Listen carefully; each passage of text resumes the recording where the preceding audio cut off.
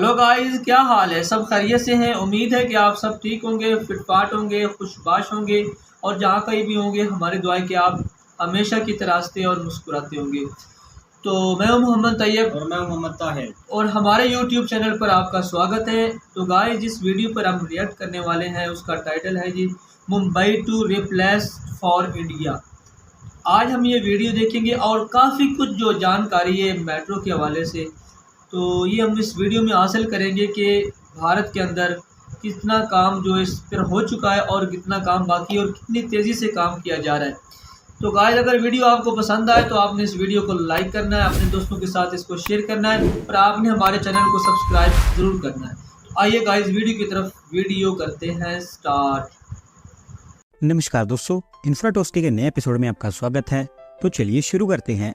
पहली खबर की शुरुआत करते हैं भुवनेश्वर मेट्रो से, जहां पर दोस्तों Bhubaneswar metro rail corporation limited ने अभी इसके लिए सर्वे का काम स्टार्ट कर दिया है और ओवरऑल इसके लिए आप कह सकते हैं कि इसके कंस्ट्रक्शन को लेकर पहला बड़ा स्टेप चल दिया गया है। दोस्तों भुवनेश्वर मेट्रो अराउंड 26 किलोमीटर लंबा एक मेट्रो कॉरिडोर होगा, जिसमें फिलहाल एक ही लाइन बनाई जाएगी भुवनेश्वर एयरपोर्ट से त्रिशूलिया के बीच। इनिशियल फेज में इसका एक छोटा सा पार्ट बनकर तैयार होगा, कुछ 4-5 किलोमीटर का, जैसे कि हमें मोस्ट मेट्रो प्रोजेक्ट्स में देखने को मिलता है। मास्टर कैंटीन से नंदग्रहण के बीच में बनेगा, जिसमें इन दो प्लेसेस के अलावा वाणी विहार, जयदेव विहार, चंद्रशेखरपुर और पाटिया, इन प्लेसेस पर भी मेट्रो स्टेशन बनाए जाने हैं। अभी जो सर्वे का काम स्टार्ट किया गया है, यहाँ पर इस पूरी अलाइनमेंट की डिटेल स्टडी की जाएगी। देखा जाएगा कि कौन कौन से स्ट्रक्चर्स यहाँ पर बनाने पड़ेंगे और कौन कौन से एग्जिस्टिंग स्ट्रक्चर्स यहाँ पर डिमोलिश करने पड़ेंगे।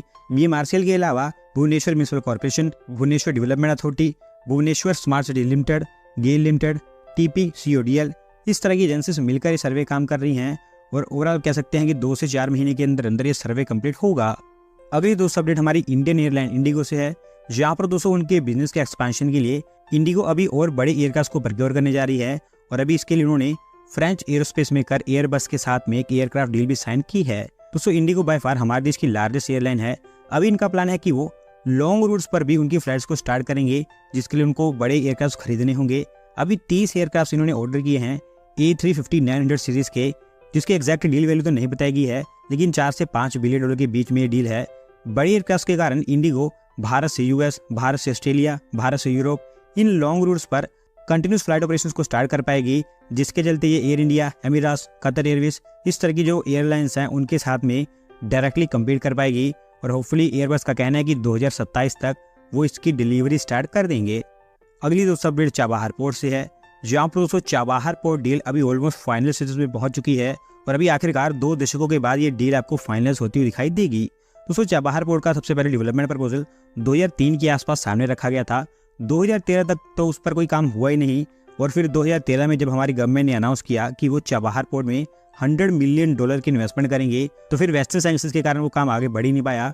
अभी तक सिर्फ $25 मिलियन की 6 मोबाइल हार्बर क्रेन्स भारत ने चाबहार पोर्ट पर सप्लाई की हैं, जो चाबहार पोर्ट के डेवलपमेंट में खास योगदान देते नहीं हैं। पर अभी भारत सरकार ने कमिट किया है कि वो पूरी तरह से इस पोर्ट को ईरान के साथ मिलकर डेवलप करेंगे। अभी ईरान की तरफ से तो पूरी डील क्लियर कर दी गई है। एक बार जब ये लोकसभा इलेक्शंस खत्म हो जाते हैं, उसके बाद हमारा एक इंडियन डेलीगेशन इसी साल के दूसरे हाफ में ईरान विजिट करेगा और फिर वहां पर इसको लेकर फाइनल एग्रीमेंट साइन किया जाएगा। अगली दोस्तों अपडेट टाटा ग्रुप से है, जहां पर दोस्तों आईफोन्स में लोकल वैल्यू एडिशन को और बढ़ाने के लिए टाटा ने प्लान किया है कि वो आईफोन्स के केसिंग और कास्टिंग्स को भी भारत में प्रोड्यूस करेंगे और इसके लिए अभी उन्होंने हाई प्रिसीजन कॉम्प्लेक्स मशीन्स की टेस्टिंग स्टार्ट कर दी है। दोस्तों जैसे कि आप जानते हैं कि टाटा ग्रुप ऑलरेडी आईफोन्स की प्रोडक्शन कर रहा है हमारे देश में। स्मॉल स्केल पर वो आईफोन केसिंग भी प्रोड्यूस करते हैं, स्पेसिफिकली उनके तमिलनाडु के होजर प्लांट में, लेकिन अभी वो बड़े स्केल पर और एक डेडिकेटेड तरीके से आईफोन की केसिंग भारत में बनाएंगे, जिसके लिए एक डेडिकेटेड प्लांट भी सेटअप किया जाना है।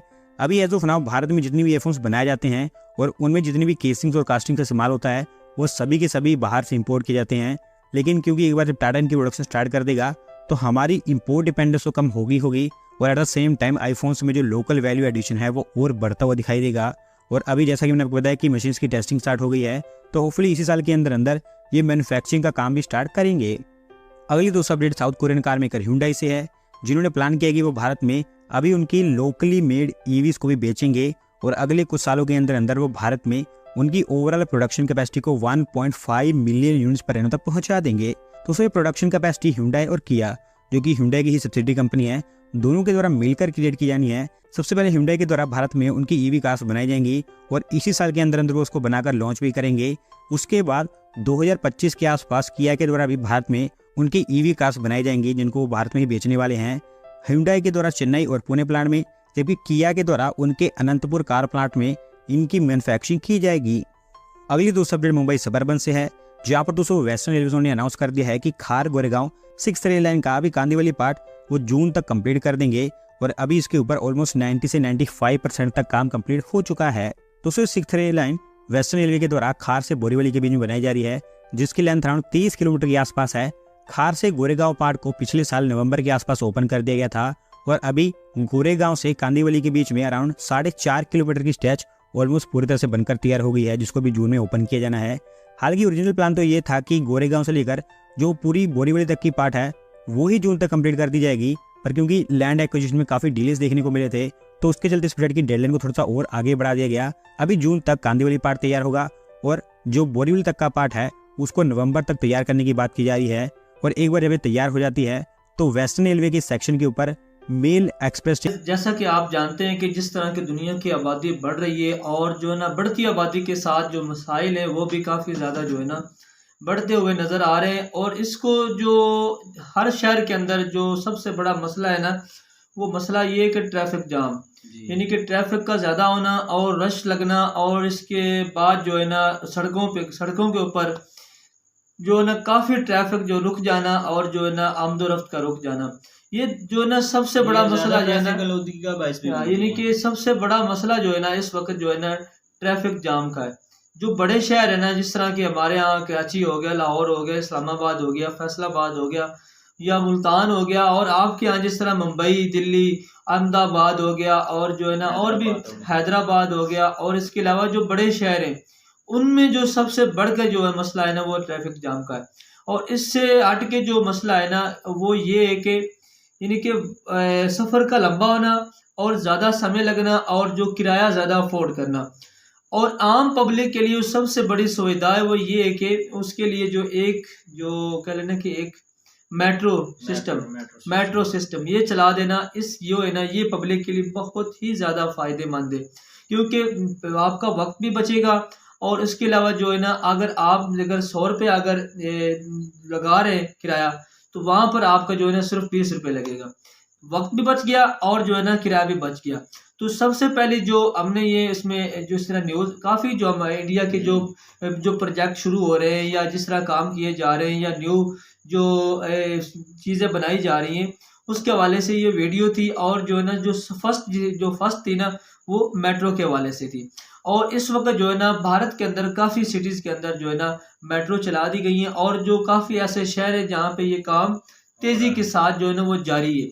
और सबसे बढ़ के जो ये जो है ना सहूलत है ना आवाम के लिए, पब्लिक के लिए, वो ये मेट्रो यानी कि मेट्रो है। एक तो अगर आपका जो सफ़र है वो 2 घंटे का है ना, तो वो मेट्रो में अगर सफ़र करेंगे तो वो आपका सिर्फ 20-25 मिनट का हो जाएगा, तकरीबन आपको 1.25 घंटे का या 1.5 घंटे का उसका फ़ायदा होगा। तो दूसरी बात करें कि गाइस कि आपकी जिस तरह मुल्क के अंदर जो बढ़ती आबादी और मसाइल और इसके वाला बेरोज़गारी, तो इसके हवाले से अगर आपके मुल्क के अंदर अगर न्यू जो प्रोजेक्ट आएंगे, इन्वेस्टमेंट होगी, फैक्ट्रियाँ लगेंगी और जो ऐसी चीज़ें बनाई जाएंगी कि जो आप बाहर से इंपोर्ट करते हैं या एक्सपोर्ट करते हैं, तो उस चीज़ों को आप अगर अपने मुल्क के अंदर बनाएंगे तो उसका फ़ायदा डायरेक्टली एक तो आपकी कंट्री को होगा और दूसरा जो उसका फ़ायदा है ना वो आपकी पब्लिक को होगा। क्योंकि अगर जो मज़दूर वहाँ पर काम करेंगे, जो यानी कि रोज़गार लगेगा, नौकरियाँ आएंगी। तो अभी जो भी इसमें बताया जा रहा है कि आईफोन के जो केसिंग है वो अब जो है ना जो बाहर से ख़रीदी जाती थी वो टाटा जो है ना वो अब जो है ना अपने मुल्क के अंदर वो तैयार कर रहा है। तो ये बहुत बड़ी खबर है कि भाई वाकई जो है ना एक जो है ना बहुत ही अच्छा उसने जो फ्यूचर शुरू किया है। एक तो उसको पब्लिक को फ़ायदा होगा, एक जो चीज़ आपको बाहर से मिल रही है 100 रुपये में, तो वो आपको अपने मुल्क में तैयार करके वो आपको मिल जाएगी सिर्फ 20 रुपये, यानी कि आप तो ज़्यादा ही ऊपर चले जाते हैं थोड़ा सा नीचे आया करें, क्योंकि अगर आप बाहर से इंपोर्ट करते हैं तो बहुत ज़्यादा टैक्सेस लगते हैं उसके ऊपर। जब टैक्सेस लगते हैं ना तो फिर उसका रेट बढ़ता है। अगर आप अपने मुल्क के अंदर वो चीज़ बनाएंगे तो उसके रेट जो है ना वो यानी कि हाफ से भी यानी कि 50 से भी नीचे आ जाते हैं उसके रेट। अब जिस तरह देखें ना कि अंदाजन वो जो है ना यानी कि 40% या 30% तक उसका रेट जो है ना रह जाता है, बाकी जो है ना वो आपके ये ख़त्म हो जाते रेट।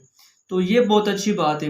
इसके अलावा जो है ना अभी उन्होंने ये जो air air India bus service जो अभी वो बता रहे थे कि उसकी जो मैन्युफैक्चरिंग है वो भारत के अंदर की जा रही है और बहुत ही जल्दी वो जो है ना उसका जो है ना जो डिलीवरी है वो शुरू हो जाएगी।